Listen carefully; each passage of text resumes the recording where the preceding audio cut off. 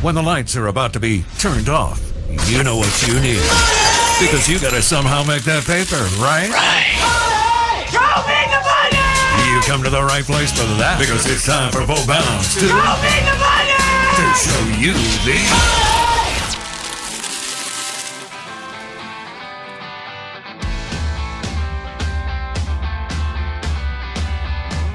Hey, Show Me the Money brought to you by Pearl River Resort, Golden Moon Casino Sportsbook, award-winning Dancing Rabbit Golf Club, the Amazing Steaks and Elijah Craig Bourbon at Philip M's and the Table Games. PearlRiverResort.com to make your reservation.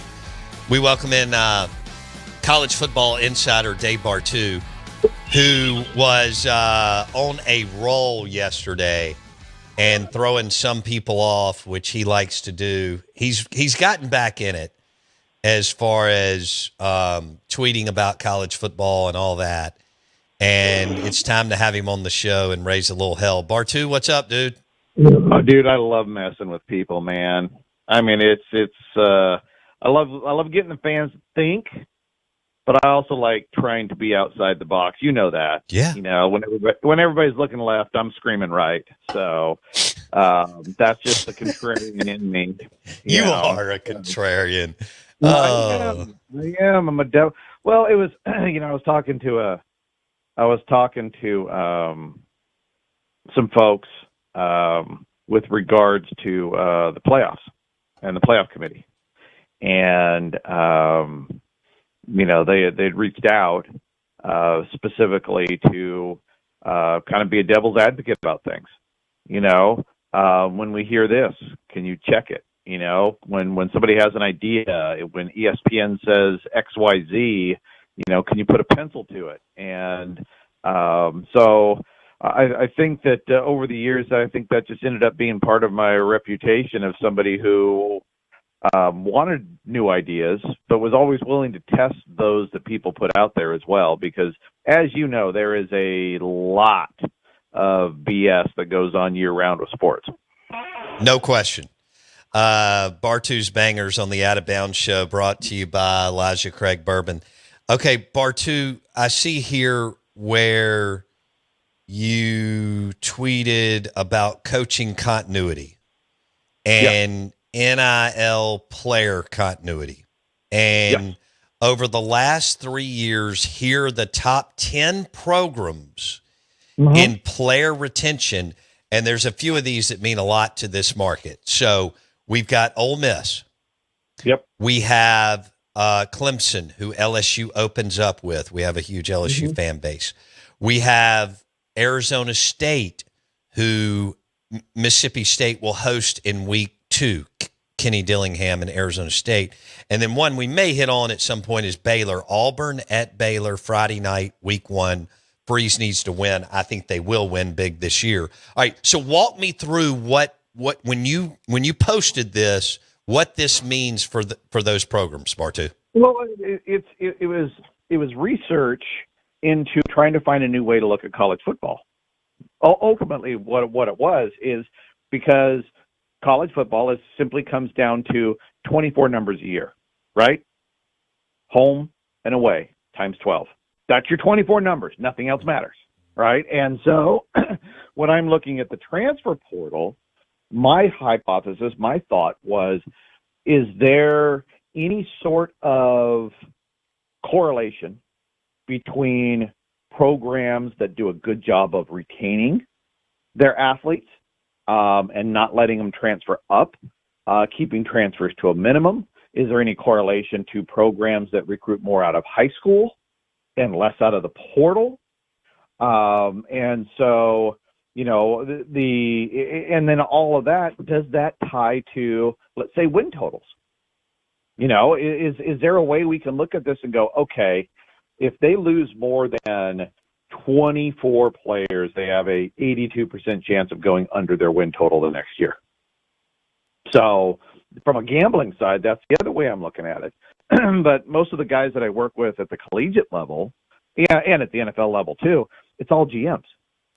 And so part of this project also was being able to help my GMs, if there are numbers available, to go, okay, here's what winning programs are doing, whether it's intentional or not or subconscious. This is what the pattern is. So this is a good starting point for your, high school recruiting / transfer portal philosophy. Okay. So some of these teams are good and some are not. Ole Miss is good. Well, I'm walking like Virginia's not any good in football. But Manny's done a good job at Duke. He hadn't been there long. Ole Miss, Kiffin's done an amazing job going on year 6. Aranda may have it going in the right direction. They were going to get fired. They had a good year last year. Lashley at SMU. We'll see what happens at UCLA with that new dude. And then Arizona State, Kenny Dillingham bounced back. And this is coaching continuity and NIL player continuity over the last 3 years. Top 10 programs. Ole Miss is one. And then some of the others that are tied in with the Clemson, people believe are going to be really good. Dabo is gone. All right, let's throw this out to Bartoo. Yeah. Bartoo, Dabo has decided to not use the portal until this past year and just used it a little. Their whole focus has been high school recruiting and keeping these last 3 years, this class intact. And now, according to the NFL draft experts, they could have 4 first-rounders next spring and a bunch of other dudes. So walk me through your thoughts on what Dabo's approach to recruiting in the top 13 and retaining just about all those players. Bartoo. Well, I think you know that, and I've said it on your show before, right? That my work in the NFL shows conclusively that teams that live in the draft and utilize free agency the least win the most football games. Right. Teams that use free agency the most don't do well in the draft, don't retain their players, do the worst in the NFL. Okay, so I see the high school recruiting as the draft. I see the portal as free agency. So it's always been my belief for the last 4 years that programs that embrace high school recruiting and let their 3 and 4, 5 deep go and let everybody have the pieces and churn that high school recruiting and not be dependent on the portal and free agency as much, I think those are your big winners. So I like the way Dabo was going. I liked, when people were praising what Deion Sanders was doing, I still liked long term what Dabo was doing. And so I think it's going to pay off for him with that. And like you said, he's now starting to backfill a little bit with the portal. So part of my research that I've been doing this week on the transfer portal, one of the things I looked at is, speaking of Dabo and not having a lot of guys in the portal year over year, I looked at our last our semifinal teams from last year, right? Penn State, Notre Dame, Ohio State, and Texas. Okay, those 4 teams. This one really stood out to me. This is one of the few. I got a couple other nuggets on this, but this one really started me down a rabbit hole, and I'm going to start going back to 23, 22, and so forth. But those 4 teams combined took in 30 guys total from the portal the year before 2024. Okay, wow. 30 guys total. So Penn State, Texas, Notre Dame, and Ohio State averaged 7.5 transfer guys in prior to the 2024 season. Wow. 7.5, right? And you look at somebody like Bill Belichick, who's transferred in 48 guys. Dude, they got a pig in a python. We've seen this too much too, right? We've seen Florida State abuse the transfer portal, right? And it got them some wins, and then it got them a whole bunch of losses. Michigan State got Tucker fired. Well, Mel sucked anyway, so who cares? I mean, he was going to get fired at some point, so sooner is better than later. But that being said, it's only 4 teams, it's only 1 year. But I bet you that as I go back, we are going to find the vast majority of your playoff teams, your good teams in the country, don't abuse the portal much in the year or two before they make a big run, or they don't abuse it much at all. And then they don't bring in a lot of guys from anywhere. So it's that one kind of fascinates me going down that one right now. All right. What else do you have? Bartoo's Bangers brought to you by Pearl River Resort. You mentioned a couple other nuggets that you may want to hit on. Well, it was so I started looking at net import. I call it net importers, net exporters. Right? Okay. Are you a net importer of transfer players? Are you a net exporter of transfer players? Okay, and let me define that. Okay, a net importer means that you bring in more guys from the transfer portal than left via the transfer portal. Okay, so if Mississippi State loses 27 guys to the portal and they bring in 29 guys, they're a net importer, right? On the flip side, if they lose 27 to the portal and they bring in 7, that means they backfilled it with 20 high school players. You're a net exporter. Does that make sense? Mm-hmm. Okay. So I started looking at net importers, net exporters. The top 5 net exporters, okay, teams that send a bunch of guys in the portal but backfill it with high school players, the top 5 are all SEC. Every single one of them. Tech and they're your big boys, right? Texas, Georgia, Alabama, Tennessee. I can't remember the 5th one. Dang it. And so that's the problem with doing these shows from the bar in the morning. I don't have my computer in front of me. But what that's telling me, okay, this is my interpretation of this, is these are the big SEC teams, and they are churning through. They're getting as many high school players as they can, and really this is no different than before, right? But with this portal, you can churn through them faster, and so I think all this, and I think it's the smartest strategy. They're churning through as many high school players as they can, and the guys that can't make it, boom, cut them loose, or they leave, right? But they're getting first dibs on all this stuff, and so essentially, everybody else is taking these guys sloppy seconds, right? So, I'm fascinated to see, and I'm going to back test this with 2023, 2022, is this whole net importer, net exporter of transfer guys, because at the NFL level, those who are a net importer fail. Those are your non-playoff teams. Those are your lottery draft picks. Those are your terrible franchises. And so I believe you have to be a net exporter of talent or lack thereof talent, not a net importer. Okay. All right. Bartoo on the Out of Bounds show and the Farm Bureau Insurance Guest Line.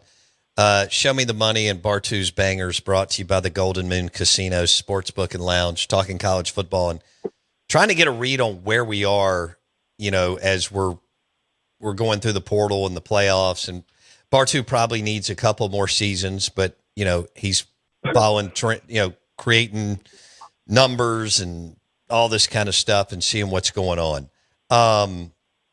Okay, something else. Is there anything else you want to get into before I go to one of your Twitter posts? No, dude. I did a bunch of them. So you can hit anything, brother. I am ready to roll on this stuff. All right, I love this. So Bartoo yesterday tweeted out a reminder that offensive coordinators do not develop QBs. Head coaches do not develop players. They got it, or they don't. While a great OC can make an average QB look better, it's the great QBs that make average OCs look great. Sure, there are some anomalies you can point out, but they are infrequent. Okay, expand on that, Bartoo. Okay, and it's not just quarterbacks. Okay, this is really just any player. But in all my work that I've been doing, I believe there are 3 foundational pillars that make up an elite football player. Okay. And one of them is foundational athleticism, and you're born with that. Okay. I don't get to change my genetic code. I have a certain level of athleticism when I'm born. So do you. So did Aaron Donald. Okay. Right. All these guys, right? And so you can't fight your genetics. You either have athleticism and stature and reach to be in the NFL, or you don't. Okay, so you can't coach that. You also can't coach a player's drive. Okay, if Aaron Donald is going to get in, if he's the first guy in and the last guy out, you're not going to change that, right? And more to the point, you look at Mississippi State.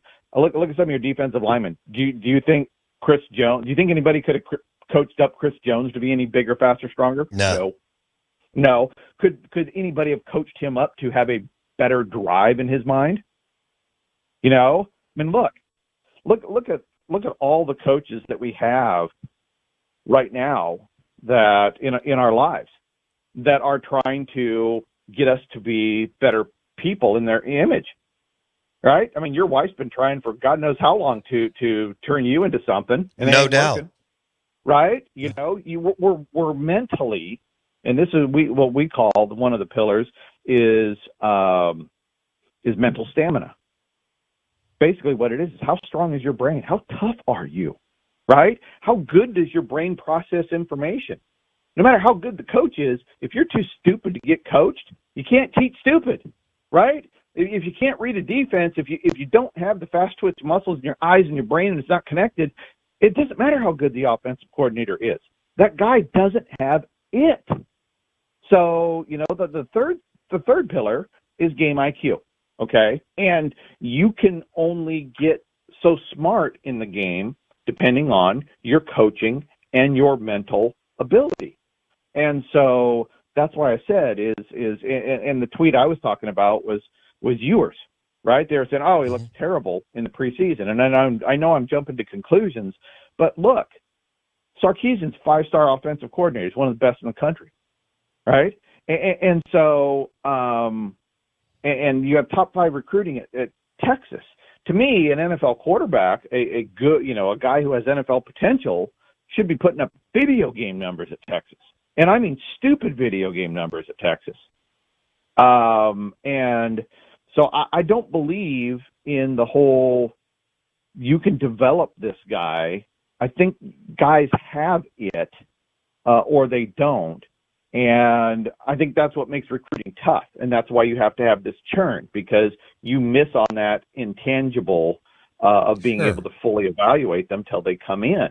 But just because he's big enough, just because he's strong enough, just because he's fast enough, if you don't have all 3 pillars, you're just not going to be good enough, especially at the NFL level. You can get away with it at high school. I mean, you see, you go to high school games, you're like, man, that kid can just show up and, at halftime and put on a uniform and wreck a game, and in college, he can fudge on things a little bit, but it gets tougher. But at the NFL level, man, you got to have all 3. And none of these guys have time to, quote unquote, coach you up. You think people say, oh, Bill Belichick's going to help me get in the NFL. No, he's not. No, he doesn't have time for you. You got to make time for you. You're the one who has to watch the film. You're the one who has to work out. You have to have the mental drive to get it done. So, that tweet annoys a lot of people, but coaching only incrementally improves players. But they only improve. So let me take it local. We're visiting with Bartoo. This is so good. All right. Bartoo is talking about how much of it is the player and their mental stamina and game IQ and willing to get there early and stay late and be totally invested in getting better every day. All right. So Mullen was known as this unbelievable developer talent. So let's take Mullen and Kiffin. Okay, so Dak comes in as a super raw kid from rural Louisiana, didn't really throw the football much, big, eventually turns into a hell of a football player. Now, they talked about his work ethic too, like the kid was driven. Kiffin has had Matt Corral, who's been awesome, and Jackson Dart, who's been awesome. I'll go with Mullen. Mullen, 2 different guys, but Dak Prescott and Nick Fitzgerald under Mullen were awesome. So explain to me, how much of it was them and how much is it the talented offensive coaches that I'm referencing, like Mullen and Kiffin? Man, percentage-wise, I don't know, right? But those are interesting examples. Okay. Let's start. Let's start with Kiffin. Okay.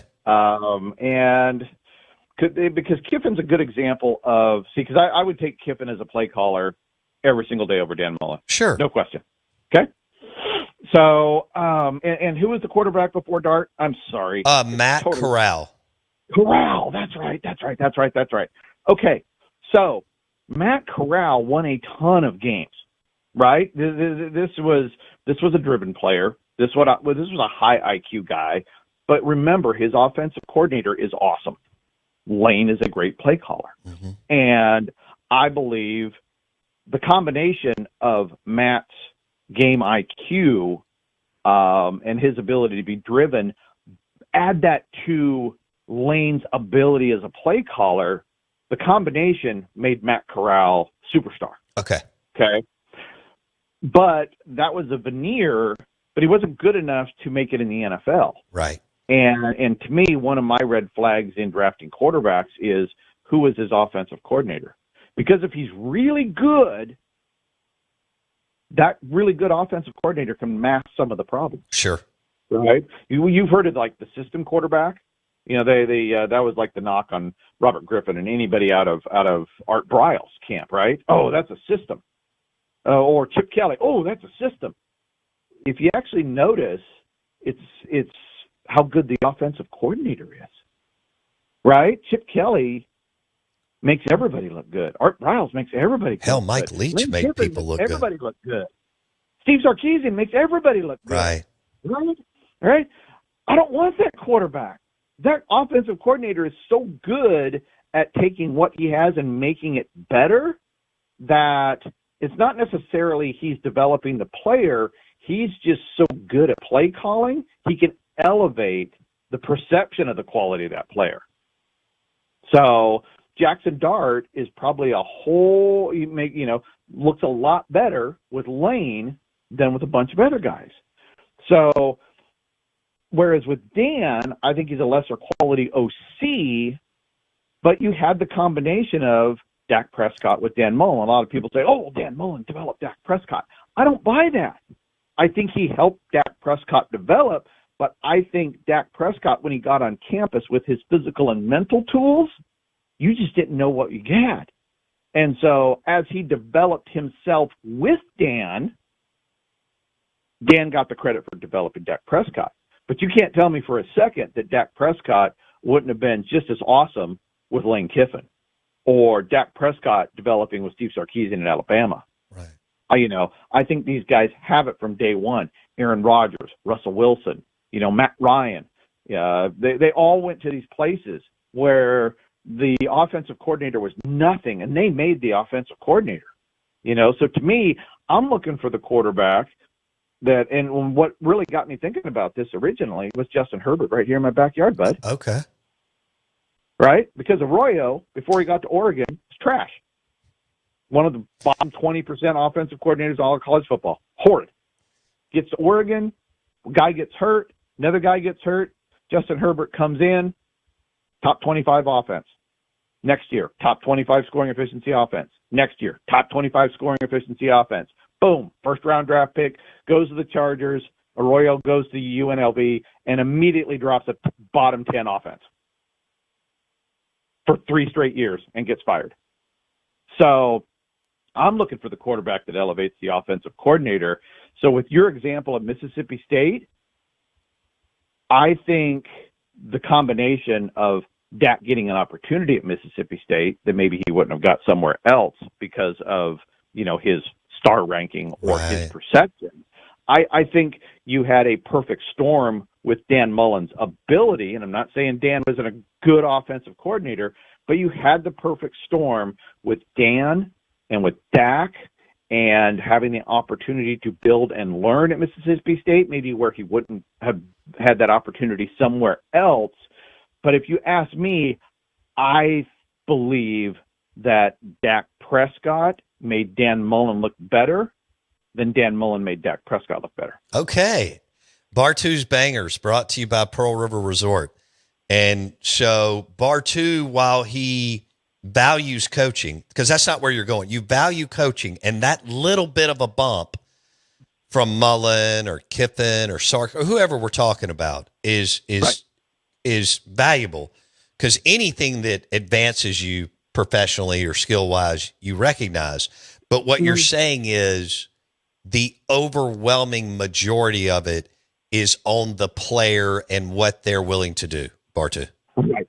Exactly. So if I'm building a roster at Mississippi State or Ole Miss or anywhere, I want to try to find the greatest total athlete and the guy that is willing to grind it out, right? And ultimately somebody that has the ability for a high football IQ, But to me, it all starts with the foundational athleticism, right? There's a lot to be said with the quote. We've heard it a million times. Hard work beats talent any day unless the talent works hard. Right. There's so much value in that, and it's so simple.